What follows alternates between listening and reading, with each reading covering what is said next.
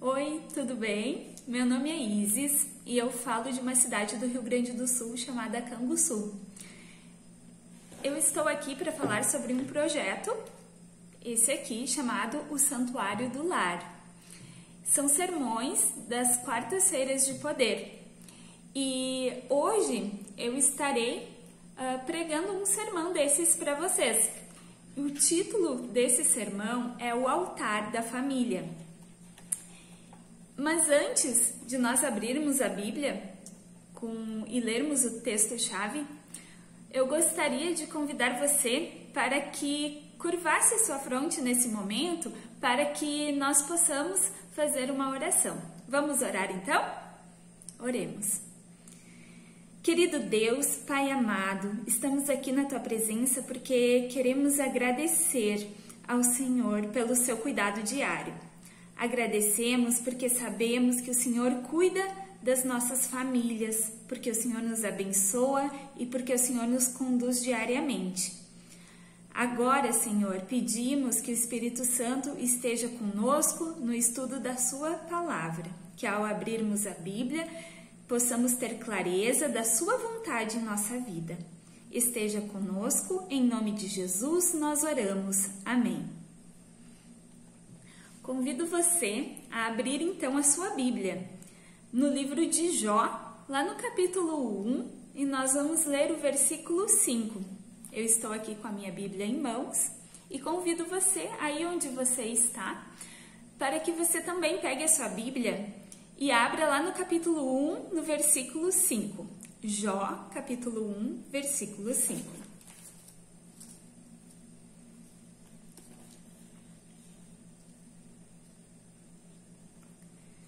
Diz o seguinte: terminado um período de banquetes, Jó mandava chamá-los e fazia com que se purificassem.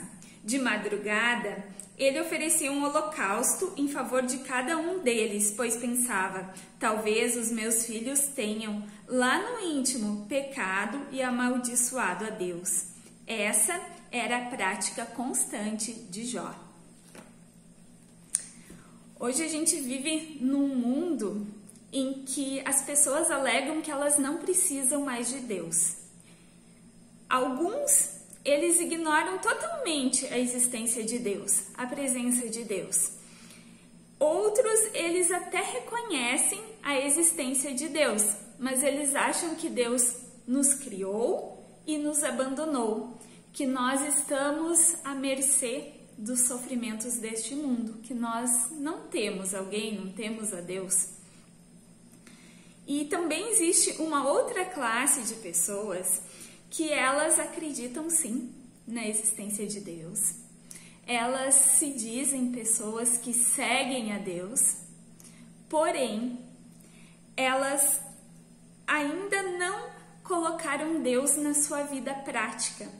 Elas acham que não é necessário ter Deus com ela todos os dias, que não é necessário cultuar a Deus. A presença de Deus na jornada lá do povo de Israel, através da coluna de nuvem durante o dia e da coluna de fogo durante a noite, demonstra que Deus está constantemente nos cuidando, que Ele se preocupa conosco sim, que Ele nos ama sim, e que nós precisamos sim dele constantemente, precisamos da ajuda dele constantemente. Outra maneira que Deus demonstrou isso foi através do ritual lá do santuário. No livro Patriarcas e Profetas, na página 251, diz o seguinte, eu vou ler aqui para vocês, fala assim: toda manhã e tarde, um cordeiro de 1 ano era queimado sobre o altar, com sua apropriada oferta de manjares, simbolizando assim a consagração diária da nação a Jeová e sua constante necessidade do sangue expiatório de Cristo. Ou seja, era um ato de adoração, era um ato de comunhão com Deus. O culto diário, A rotina lá do santuário, né, o cotidiano de culto do santuário consistia em 2 momentos. O primeiro, pela manhã, e o segundo momento, à tarde.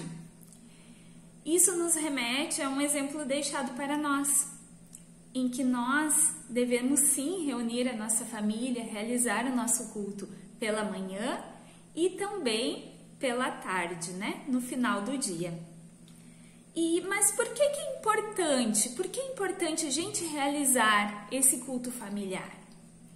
Porque apesar de Jesus ter dado a vida dele por nós lá na cruz do Calvário, nós não estamos sujeitos a não pecar mais. Nós podemos sim, né, cair em tentação, nós podemos sim pecar. E o culto familiar é um momento de reconsagração a Deus, uma reconsagração pessoal a Deus, e também é um momento em que a nossa família vai estar ali blindada dos ataques do inimigo. O livro Testemunhos para a Igreja, volume 2, na página 701, diz o seguinte, eu vou ler aqui. Fala assim: o pai é, em certo sentido, o sacerdote da família, apresentando ante o altar de Deus o sacrifício da manhã e da tarde. A esposa e os filhos devem ser encorajados a unir-se nessa oferenda e também a participar dos cânticos de louvor. De manhã e de tarde, o pai, como sacerdote da família, deve confessar a Deus os pecados cometidos por ele mesmo e pelos seus filhos também durante o dia. Tanto os pecados de que se tem conhecimento, como aqueles que são secretos e só Deus conhece, também devem ser confessados. A Bíblia nos traz um exemplo de pai, né, de sacerdote do lar, que é o exemplo de Jó, como foi o nosso texto-chave que nós lemos, que fala sobre Jó. Jó era um homem de oração, um homem temente a Deus, nós sabemos disso, e ele consagrava os seus filhos a Deus. Ele tinha preocupação de orar pelos seus filhos, mesmo os seus filhos já sendo adultos, já sendo casados, ele tinha essa preocupação. Ele pensava, talvez os meus filhos pecaram e não oraram a Deus, não pediram perdão, então ele intercedia, né, pelos seus filhos. Mas o nosso culto familiar, ele deve consistir, como deve ser o nosso culto familiar, exatamente? A gente reúne a nossa família e como deve ser o nosso culto na prática? Existem 3 pilares para o nosso culto familiar. O primeiro é o louvor, o segundo, o estudo dinâmico da Bíblia e o terceiro, a oração. Louvor. Quando a gente reúne a nossa família, né, a gente deve pelo menos escolher um louvor, né, e ali entoar esse cântico, né, que deve ser um cântico em que todos os membros da família gostem, né, isso é bem importante. Então, pelo menos um louvor, né, deve ter o nosso culto familiar. O estudo da Bíblia, estudo dinâmico da Bíblia. Como deve ser esse estudo da Bíblia? O livro Orientação da Criança, na página 343, nos fala exatamente de como deve ser esse estudo da Bíblia. E fala assim, ó, diz o seguinte: escolha o pai um trecho das Escrituras que seja interessante e facilmente compreendido. Alguns versos serão suficientes para dar uma lição que possa ser estudada e praticada durante todo o dia.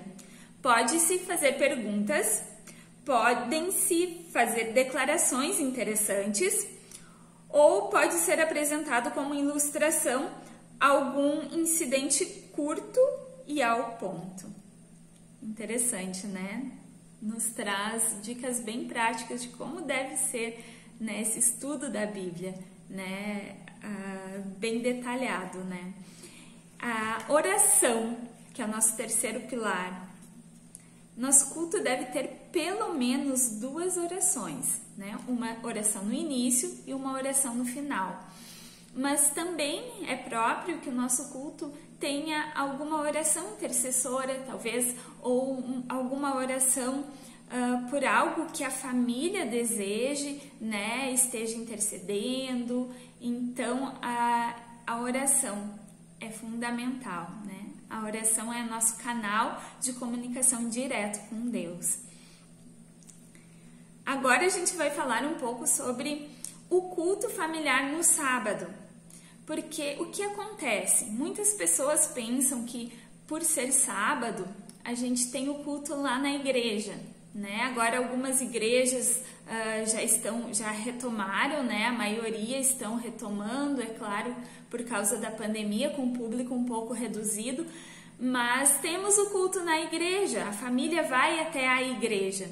Então, não é necessário que nós estejamos, né, o culto ali no sábado pela manhã.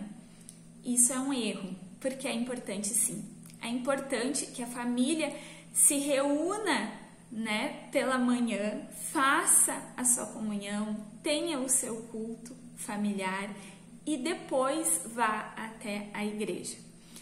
Com o povo de Israel, o culto de sábado, ele funcionava como algo a mais, algo que somava aos cultos familiares, ao culto, né, da família. Então, a gente deve seguir também esse exemplo, né? O culto do sábado, ele deve ser um culto que some, né? Que seja um plus, algo a mais. Então, por isso que é muito importante, né? Que a gente não anule o culto familiar e no final da tarde, no início do sábado, tenhamos outro culto. Tem uma frase que eu achei bem interessante e bem reflexiva que diz o seguinte: os cultos diários no lar preparam a família para adoração a Deus no sábado. Isso ressalta, né, a importância do culto diário familiar. Prepare espiritualmente cada membro da família para adorar a Deus da maneira certa no sábado, no culto de sábado. Nós vamos falar agora sobre o culto como testemunho. O culto familiar, além dele trazer diversas bênçãos para a nossa família, ele pode também ser um testemunho. Um testemunho para quem? Testemunho para os nossos vizinhos, um testemunho para as pessoas que ocasionalmente nos visitam, né, que estão na nossa casa, que convivem, né, ocasionalmente. Então, nós podemos testemunhar, sim, através do culto familiar. E que testemunho, né, o nosso culto tem dado aos nossos vizinhos? Que testemunho o nosso culto familiar tem dado para as pessoas que nos visitam? Às vezes a gente recebe uma pessoa em casa, uma visita, e a gente fica até com receio de fazer o culto, adia o culto ou se envolve em outras conversas e acaba não realizando o culto. Às vezes é ali naquele momento em que a gente vai poder testemunhar, né, do nosso Deus para aquela pessoa. Que a nossa família, então, ela possa ser esse testemunho vivo. Que a gente possa adorar, que a gente possa nos consagrar a Deus todos os dias através do culto familiar.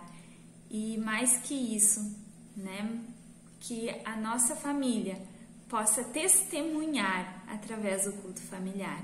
Que possamos mostrar através do nosso culto que acontece dentro da nossa casa. Que possamos mostrar para os outros o Deus a quem a gente serve. Amém? Vamos orar então? Convido você agora para fechar os seus olhos e a gente fazer a nossa última oração. Oremos. Querido Deus, nós nos colocamos neste momento em suas mãos. Colocamos a nossa família nas suas mãos. Queremos sim aceitar esse desafio de realizar os 2 cultos com nossa família, porque nós queremos testemunhar de Ti, testemunhar do Teu amor. Queremos que as pessoas que nos cercam, as pessoas que nos visitam, entendam o quão importante o Senhor é para a nossa família, o quanto precisamos do Senhor e o quanto somos felizes e abençoados por Ti.